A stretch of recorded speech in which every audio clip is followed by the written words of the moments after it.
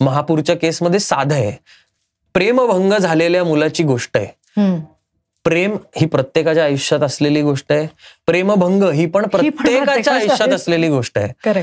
पण ते ज्या प्रकारे त्यांनी दाखवलंय, त्या नाटकाचा जसा स्क्रीन प्ले आहे किंवा त्या नाटकाची जी लिखाणाची शैली आहे, जी भाषा आहे किंवा जे शब्द आहेत, इट इज सो पॉवरफुल की तुम्हाला ते फक्त प्रेमभंगाचं नाटक न राहता तिकडे ऑडियन्समध्ये बसलेल्या प्रत्येकाला त्याच्यातनं काही ना काहीतरी वेगळ्या लेवलवर काहीतरी मिळून जातं.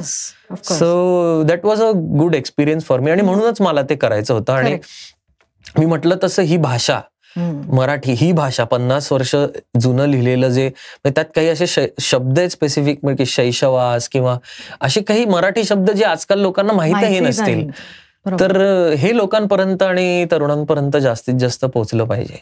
हा एक आमचा त्यात प्रामाणिक प्रयत्न आहे.